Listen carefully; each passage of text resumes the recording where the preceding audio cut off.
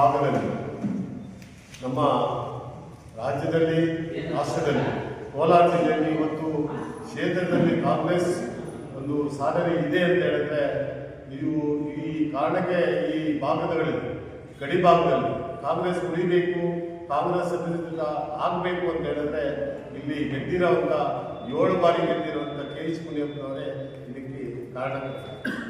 ಇವತ್ತು 7 ಬಾರಿ ಗೆದ್ದ ಮೇಲೆ ಈ ಸಾಧನೆಗಳನ್ನು ಇವತ್ತು ಅವರ ನ್ಯಾಷನಲ್ ಹೈವೇ ಆಗ್ಬೋದು, ಇವತ್ತು ಹೈವೇ ರೋಡ್ಗಳಲ್ಲಾಗ್ಬೋದು, ಟ್ರೈನ್ ಆಗ್ಬೋದು, MSC ಆಗ್ಬೋದು, ಪ್ರತಿಯೊಂದು ಕಾರ್ಯಕ್ರಮವನ್ನು ಕೂಡ ರೂಪಿಸಿ ಇವತ್ತು ರಾಷ್ಟ್ರ ಮಟ್ಟದಲ್ಲಿ ಕೂಡ ಹೆಸರನ್ನು ಪಡೆದಂಥ ವ್ಯಕ್ತಿ KH ಮುನಿಯಪ್ಪ ಈ ಭಾಗದಲ್ಲಿ 7 ಬಾರಿ ಗೆಲ್ಲಬೇಕಂತ ಹೇಳಿದ್ರೆ ಭಾಳ, ಯಾಕಂದ್ರೆ 1 ಬಾರಿ ಗೆದ್ದ ಮೇಲೆ ಎರಡನೇ ಬಾರಿಗೆ ಇರೋದಿಲ್ಲ ಅಂತ ಬಾರಿ ಇವತ್ತು ಕೋಲಾರ ಜಿಲ್ಲೆ 7 ಬಾರಿ ಗೆದ್ದಿರೋಂಥ ನಾಯಕ KH ಮುನಿಯಪ್ಪರನ್ನ ಈ ಸಮಯದಲ್ಲಿ ನಾವೆಲ್ಲರೂ ನಡೆಸ್ಕೋಬೇಕು.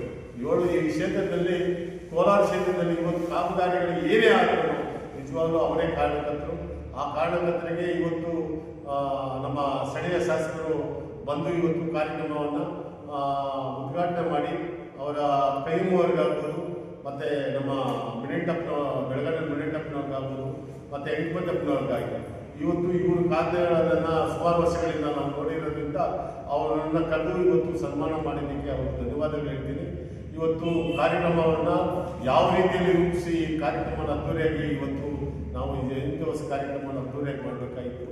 ಅದೇ ತದನಂತರವಾಗಿ ಕಾಂಗ್ರೆಸ್ ಕಚೇರಿಯಲ್ಲಿ ಇವತ್ತು ಶಾಸಕರ ಸಮ್ಮುಖದಲ್ಲಿ ಕೂಡ ಕಾರ್ಯಕ್ರಮವನ್ನು 2 ಬ್ಲಾಕ್ ಪ್ರೆಸಿಡೆಂಟ್ಗಳ ಅಧ್ಯಕ್ಷತೆಯಲ್ಲಿ ಕೂಡ ಕಾರ್ಯಕ್ರಮವನ್ನು ಮಾಡಿದರು.